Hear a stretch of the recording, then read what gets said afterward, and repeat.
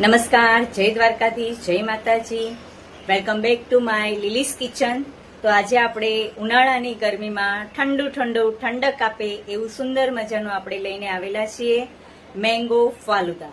કારણ કે કેરીની સિઝન છે એટલે આપણે ત્યાં કોઈ પણ મહેમાન આવ્યું હોય તો તરત જ આપણે એને 5 મિનિટમાં આપણે બનાવીને તૈયાર કરી શકીએ એવો મેંગો ફાલુદા. તો આપણે જોઈ લઈએ એની રેસીપી.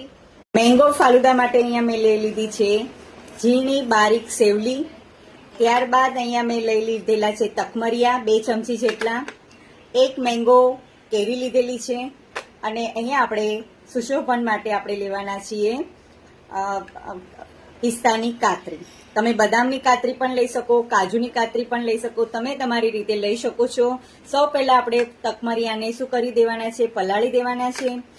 આ બારીક સેવ છે એટલે છોકરાઓને બોઇલ કરેલી સેવનો આ ફાલુદો ભાવતો નથી, એટલા માટે અહીંયા હું સેવને સેજ બારીક એવી શેકી નાખવાની છું. મેંગોને આપણે જ્યુસ બનાવી દેવાનો છે. તો આપણે શરૂઆત કરીએ એની રેસીપી. અહીંયા 5 મિનિટ માટે મેં સેજ સેવ આપણી ગરમ થાય એટલે આપણે ભૂકો નથી કરવાનો, આમ આખી જ રાખવાની છે અને સેજ આપણે શેકી નાખવાની છે. અહીંયા મારી સેવ શેકાઈ ગઈ છે. સેજ તમને એમ લાગે કે કડક થઈ ગઈ છે એટલે ગેસની ફ્લેમને બંધ કરી દઈશું આપણે. અહીંયા આપણે કેરીનો ગર આવી રીતે કાઢી લેવાનો છે.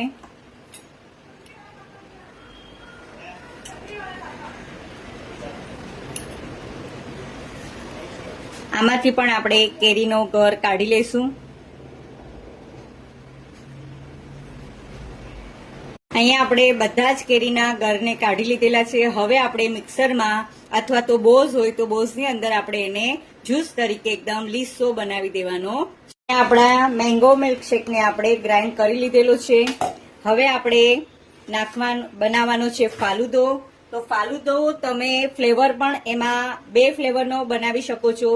એક તો રોઝ ફ્લેવરનો ફાલુદો બનાવી શકો છો અને બીજું મેં અહીંયા વરિયાળીનું હું બનાવું છું અને આ હું વાપરી રહી છું મેપ્રોનું. તો એની માટે હું પહેલા અહીંયા એનું સિરમ નાખું છું. 2 ચમચી જેટલું સિરમ નાખું છું. તમે આમાં રોઝનો પણ ફ્લેવર બનાવી શકો છો. ત્યારબાદ અહીંયા મારા તકમરિયા રેડી થઈ ગયા છે તો એની ઉપર હું આ 2 ચમચી જેટલા તકમરિયા એડ કરું છું. ત્યારબાદ મેં અહીંયા જે સેવને શેકી લીધેલી હતી એ સેવને હું આમાં એડ કરું છું.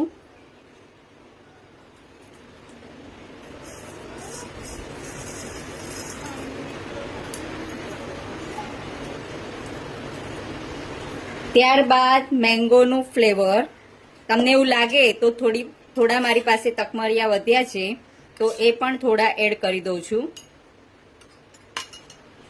ત્યારબાદ એકાદ બરફ લીધો છે મેં.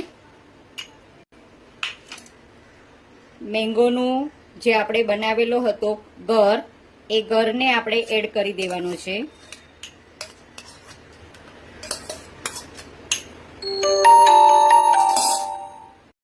એના ઉપર આપણે થોડી એવી આઈસ્ક્રીમ એડ કરશું.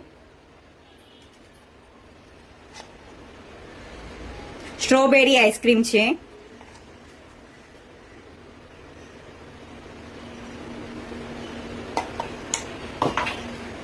એની પર મેં અહીંયા લીધેલી હતી કતરી પિસ્તાની.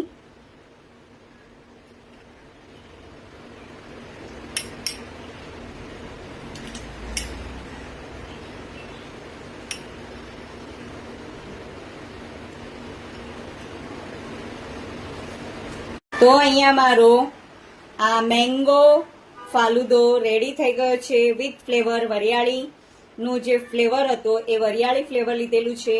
અહીંયા મારો મેંગો મિલ્કશેક ને બદલે આજે મેં બનાવ્યું છે મેંગોનો ફાલુદો.